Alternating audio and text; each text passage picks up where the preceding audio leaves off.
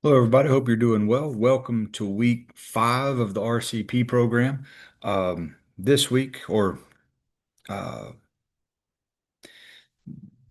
this week, we've pretty much covered some of our quality, patient safety, communication, and record keepers as you'd seen. So, out of the Egan text, that would have corresponded along with chapter 3. So, we had gotten into quite a bit of stuff with the legal and ethical implications a couple of weeks ago. We did go over cultural awareness and sensitivity training for the healthcare provider. So we also covered the four vital life functions being ventilation, oxygenation, circulation, and perfusion.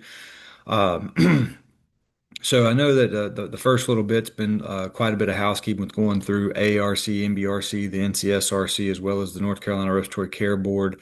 Hand washing, we did a lot of that in clinical. Some of you all are starting to get checked off with Dolphin and Don in your or Don and Dolphin your PPE.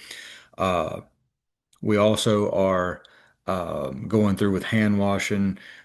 We've utilized the glow germ to kind of demonstrate how well or not so well you are washing your hands when you do that. Learn to put on sterile gloves. So you've learned sterile procedure, sterile technique. Uh, Last week covered terms such as like veracity, autonomy, justice. Um, Also talked about some of the death and dying. So when you all are tested, you'll be tested in the cognitive domain, the psychomotor domain, and the affective domain. So cognitive is basically, do you know the information? Psychomotor is, can you do what it is that a respiratory therapist is supposed to do? And then the affective domain is emotionally,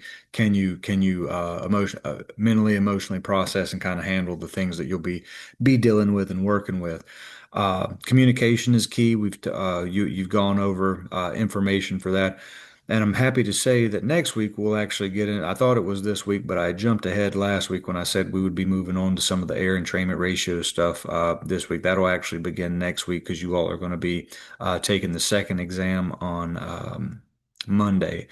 And then we'll get into our medical gas administration. So I had prepared to do a lecture today on air entrainment ratios, doing some of those high flow, low flow calculations, but I'll hold off on that until next week. So this is not and in pharmacology this week, you all went over the autonomic nervous system. So, learning about the sympathetic system and the parasympathetic system. You also covered the central nervous system and a little bit of the somatic system. But the focus for our respiratory medications that we're going to be learning about in the coming weeks, whether bronchodilators, where they're broken down into beta-adrenergic medications, anticholinergic medications. To go along with that, they can be parasympatholytic agents or anticholinergic. You can have your sympathomimetic agents or beta-adrenergic agents.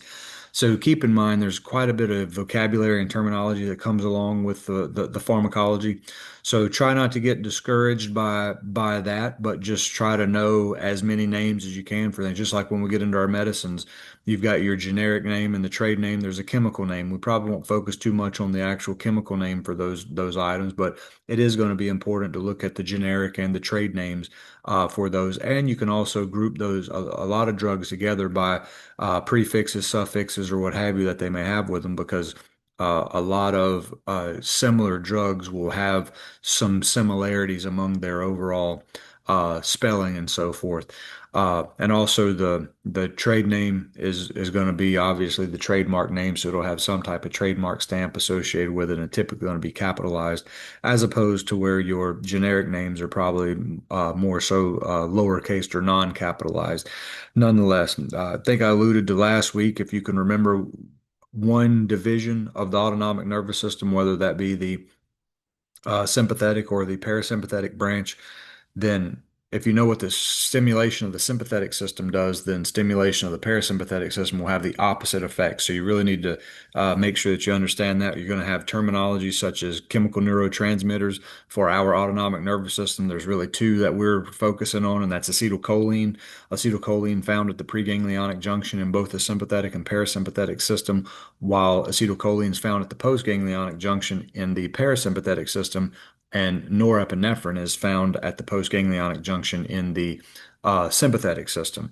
Norepinephrine is going to have an impact on those adrenergic or your sympathetic receptors, such as the beta 1, the beta 2, your dopamine receptors, your alpha 1, alpha 2, and your acetylcholine is going to have an impact on those muscarinic receptors, nicotinic receptors, and the like. Uh, at the preganglionic junction in both the sympathetic and parasympathetic system, because acetylcholine is the neurotransmitter that binds there, it's going to bind with the nicotinic receptor and send that transmission to the postganglionic junction. And like I said, the difference in the neurotransmitter is going to be, and the receptor is going to be dependent upon system, whether that's autonomic or parasympathetic nervous system. Uh, it's important to have a good understanding of chapter three, or I know that uh, or just the autonomic nervous system in general. Uh, it really does lay the groundwork for the rest of the pharmacology course. You'll go over this information again in heavier detail here in just 2 weeks as you get into chapter five. Next week, you'll be going over aerosols and things of that nature. You'll go over things like mass median, uh, aerodynamic, or aerosol diameter, and different particle sizes and things of that nature as well. So you've got your second exam coming up in RCP 110, and then we'll basically get rolling with now the nuts and bolts of respiratory therapy. So kind of eased you into uh, some of the things to expect in healthcare and life in the hospital and this and that. So now we'll really start tackling after a lot of what we'll deal with on a daily basis as a respiratory therapist. If you guys have any questions, feel free to send me an email or what have you. I'm happy to help with whatever I can. Thank you all for your attention. I hope you have a good day and a good weekend.